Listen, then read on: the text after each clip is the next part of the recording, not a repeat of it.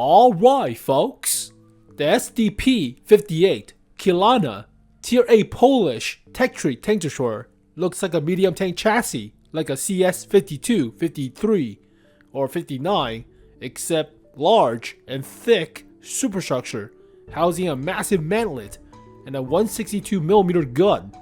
So it's about 200mm at the hull front, and that's sloped at about 45 degrees. So square root of 2 times 200. It's close to 300mm effective. Pretty thick, but Commander 𝗞𝗶𝗹 is a prominent weak spot along with the support at the sides. It's like the Tier 9 but only one side of the vehicle. So if you wiggle about, you could throw off some of the shots to the weak spot, but it's like playing with ISU except freaking 300mm effective hull front. At the cost of the gimmicky damage drop-off mechanic, right? You get 700 alpha from the 162mm, except it's about 350 alpha at 500 meters. So you're not sniping with this gun unless it's a low health medium tank or light tank or something, but fast shell velocity, which is good. It's APCR round as well. But this vehicle is not that bad looking compared to something of a Chinese tank destroyers based off the WZ chassis. But it should be a medium tank chassis, except it weighs about 50 tons or so. Usually medium tanks are 35 tons, 40 at the most. These are 50-ton vehicle, which is similar to the ISU-152, but those are based on the IS chassis. So where the hell does the weight come from? I have no idea. Alright. Not a bad looking vehicle, but we're missing the Tier 6. So we covered this vehicle. The SDP-40 looks like a weird TKS mixed with a LTG light tank thing. So, okay, it's kind of ugly. And this thing, ooh. Oh boy. That is, that's a Polish yak tiger. Alright. Might be the SDP-50 by name or sequentially numbering, I don't know.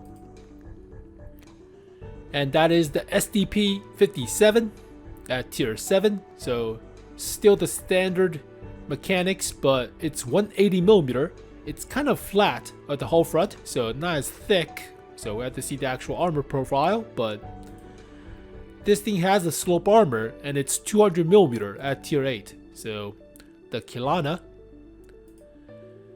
And the SDP-60 with double Commander 𝗞𝗶𝗹 or supports at the sides, so more prominent weak spots, but still looks like a medium tank chassis, like a CS-63 or so. And finally, NC-70 at Tier 10. So let's take a look at the main stats. 700 alpha for the 162mm, so less damage than the 152 on the ISU, but internal diameter is 100mm for the shell, so technically module damage should be smaller than the 152, but damage drop off to 350 at 500 meter, so 50%. Kinda hefty. Reloads at 15 seconds or so, so like the ISU-152, but shell velocity is dramatically faster for the APCR round. Penetration is about the same as the D6T 152mm, not the BL10, they removed it from the ISU. Gold shell is 330 more millimeter, but that's not that much, right? And high explosive is high explosive, stays constant, but 80mm of pen. Accuracy, aim time, slightly better than the ISU-152, but still kinda hefty. So you're close range fighting, you're not fully aimed, not always. And 7 degrees of gun depression, 15 elevation, which is good, but classic 5 degrees per side of gun traverse. So all the vehicles in the line have the 5 degrees, which is similar to Churchill gun carrier, which is crap. So you're close range, you're brawling with this vehicle. Adjusting to fast moving targets across your field of view is difficult. Very difficult. 26 degrees of moving the gun about. And 44 rounds, which is not bad. ISU has like what? 20 or so for the 152. 4-man crew. Top speed of 40. Reverse of 15. So similar to ISU chassis with the IS chassis a little bit. 14.4 horsepower per ton ratio. 25 degrees per second hull traverse. It is pretty similar to the ISU. And 1300 health. 192 at the hull front. 69 at the hull sides. Giggity. 60 at the rear. And garbage view range. 350. Radio is standard. That really looks like ISU, except having armor, right? So trading the armor, or trading the weird gun mechanic drop-off thing for armor, right? So you have the 𝗞𝗶𝗹 with the damage drop-off, but 100% crew, 2,800 DPM, very close to the ISU, right? Very close, surprisingly, holy crap. Just 200mm at the hull front, 60 at the hull sides, 40 at the rear. So a little bit rough on the edges with the initial preview, so somebody's wrong, inconsistent, I have no idea, but close enough. 200mm hull front, that is pretty good. But yeah, that really reminds me of the ISU. Give me a split second. Alright, Tier VIII ISU. Where the hell is the normal ISU? There it is. 43, 15, 1200 health. Traverse about 20 degrees per second. Yeah, 350 meters of view range. 15% camo. This thing is practically ISU with 200mm at the hull front, except fumbling about with the damage drop off, right? 700 alpha compared to 750. Reloads at about, yeah, it's a little bit faster reload. Slightly. Okay. Accuracy is better. Aim time's a little bit better. DPM is a little bit better, but fumble about with the damage and the damage drop off. Yeah, Polish ISU practically, but it's a medium tank chassis. It weighs about 52 tons. Surprisingly, I have no idea where the hell the weight comes from, but alright. I mean, I would love if my ISU has 200mm slope armor at the front. That would be great, but nah. Support tank destroyer, like with the ISU, except this thing has armor. It should be assault, right? Makes more sense as assault, but okay. Yeah, shell velocity is quick. That is the stock gun. Only 600 alpha. 200mm pen. Oh. That is, it's workable, but not great, right? Gold shell has 50 more millimeters of pen. And there's damage drop off for the stock gun. Yeah, it should be like 300 alpha or something. At 500 meters. Yep. 300 alpha drop off for the stock gun. It's a 150, but internal diameter should be 85. Alright. DPM 2400. Ick. Accuracy, aim time close to the top gun. It's similar, but yeah, damage per or shells per minute. Rate of fire. Reloads at 15 seconds. So research path is simple. Research the gun. The gun weighs the same, so you don't need the tracks for the gun. Just try to get to the gun first. The gun will dramatically increase the penetration by 70mm. Even though damage drop off is more prominent, but yeah, the penetration is more important than your damage. Buff to the DPM slightly too, but yeah, penetration is hell a lot more important than 200mm. Engine buff to 760. Tracks is tracks. Only the radio is shared on the medium tanks. That's fine. But yeah, the gun's not shared unless you research a gun, but that should be the stock gun on the Tier IX. But okay. Stock stats compared to fully upgraded stats. Upgrade the gun. That is so much important. That is That is essential to buff the penetration. That is crazy. 70mm is insane. It's like playing with the D25T on the ISU. That doesn't really cut it. You need the big gun. You really need the big gun. But yeah, accuracy, aim time, the same. So okay. Yeah, DPM gets buffed by 300. That's fine. Weighs about 50-ish tons. Engine buff about 14.5 horsepower per ton ratio, 40 km/h top speed, 15% camo, and garbage view range. It's ISU, except you have armor. At the weird condition of the gun thing. Also, it has a yellow tarp on the icon for some reason. Alright, fine. But yeah, fumble about with the gun for the massive armor buff. Right? Ooh. Yeah, surprising how this vehicle weighs the same as a freaking ISU. As one of these things, this thing also weighs about 50-ish. 50-ish, it weighs more than this thing. Holy crap. Well, then again, the hull armor is not 200mm. It is only for the superstructure. 190 for the superstructure. But yeah, this thing weighs 50 tons. Oh, this thing, obviously. The Ferdinand weighs so much more. Yeah, this thing weighs almost 50 tons. But it's a heavy tank chassis, right? It's an IS chassis. This looks like a medium tank chassis. Okay, sure. So equipment wise, rammer. I would say rammer is the obvious must. I somehow put binoculars on my ISU. I'm crazy. Then again, it works. It kind of works. You're sniping with the 152. Vents for the second slot. For this vehicle, you could choose turbocharger. You are brawling with this vehicle. You're not mostly sniping. You're not sniping. So damage drop off is kind of insane. Kills your DPM by more than 50%. Yeah, play this vehicle aggressively. Real aggressive. So turbocharger. And possibly optics instead of binoculars. So rammer, turbocharger, optics for this vehicle setup. Like a medium tank, surprisingly. Right? I mean, I put binoculars on my ISU. I'm crazy. Yeah, I put optics on this thing. When I'm... Well, then again, this thing is a better sniper than the freaking 152. And this thing cannot put a rammer, so I put improved gunner sights. Improve aiming for better accuracy. But, yeah.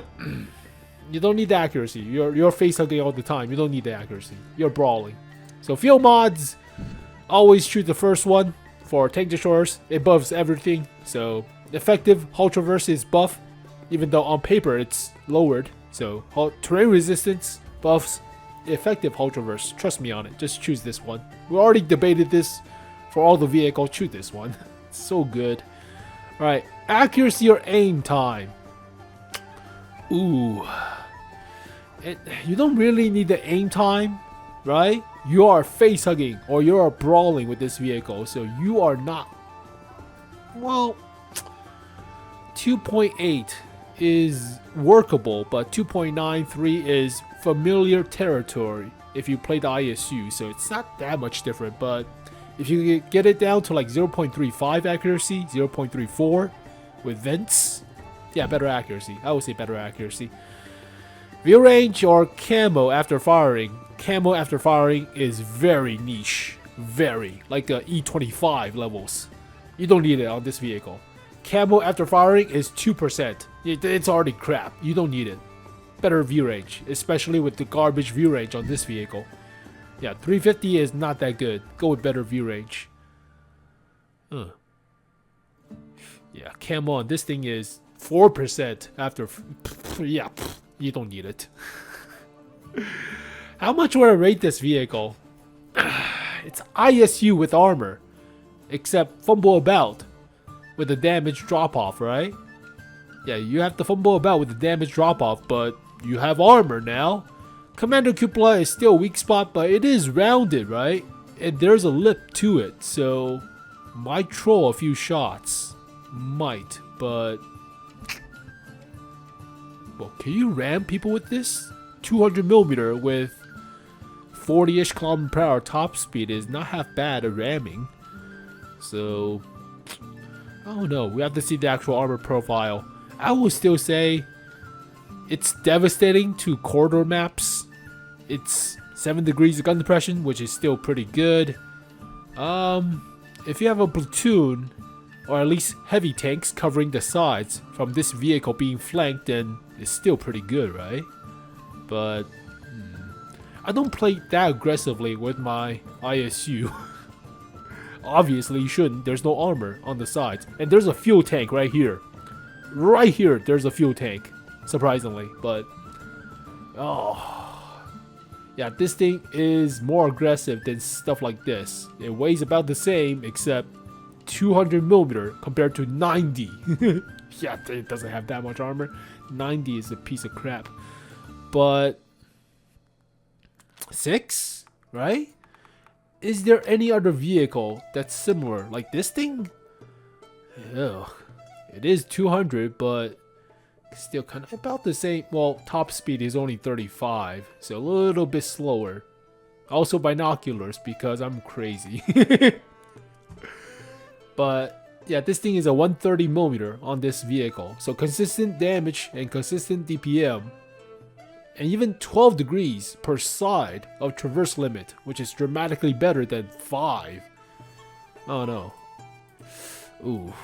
Yeah, this, I don't even feel aggressive with this thing, even though it has 200mm, right? It's not that armored thickly enough for me to be that aggressive, surprisingly. But I mean, it doesn't have the mobility like this thing, which is actually a medium tank chassis. Weighs about 50, not 50 tons, weighs about 35. Yeah, this is one of those vehicles that is kind of still fitting a niche that we don't really have, right? I mean, you're not playing that aggressive with the Hori or the Kari, for that matter, right? Not really. Yeah, this thing is more like a heavy tank for the Italian tank destroyers. It kind of fits a new niche. Surprisingly, it kind of does fit a new niche. But yeah, it's like playing with the ISU, except now you have armor, which is a good thing. But it's like fumbling about with the double barrel system. You have to get used to playing with the double barrel or playing with the damage drop off. So I would say 6. I've been rambling about. I say 6. The whole line feels consistent. It feels practically throughout the same feeling for each and every tier. So none of them feel like outliers out of the whole tech line, like the FSV, the British wheeled medium tank at tier 7. It's a lot better camo than the rest, like the GSORs or the Saladin. The FSV has better camo than the rest, so could actually play like a scout. It's an outlier of the whole tank tree or tech tree. But yeah, it feels like a 6. Feels fine. It doesn't feel that broken unless we see the actual armor. The lower plate might be the main weak spot, so like with the Chinese tank destroyers based on heavy tank chassis, those vehicles, even though they say it's pretty thick armored, has kind of garbage lower plates. So garbage lower plates, garbage lower plates, all garbage lower plates, all garbage lower plate. Even though superstructure armor is decent, but yeah, they'll just jam gold shell into this thing. Even though, yeah, it's 200mm on this thing. I still eat high explosive anti-tank each and every round when I play with these vehicles, right? So 200mm sloped, 260. It's 45 degrees. Wow. Well, I'm using AP. Defeats 5 degrees. Normalizes 5 degrees. So, oof. I mean, people will still jam gold shell when pressured or panicking. But, 6. 6 out of 10. Well, there you go, folks. The SDP-58 Kilana. So we're missing the Yak Tiger, looking forward towards that, but the whole line feels pretty consistent. Nothing out of the ordinary. It's the tier 6 might be interesting. Imagine playing a Yak Tiger at tier 6. That would be fun. Looks like a 90mm or 100. I don't know. Might be a small caliber gun, like a long barrel 90 or 100, but that looks like a Yak Tiger. From a different timeline, but there we go, folks. As always, thank you guys for watching this video. Hopefully you guys enjoyed it. I'll see you guys next time. Peace. 沈むように溶けてゆくように二人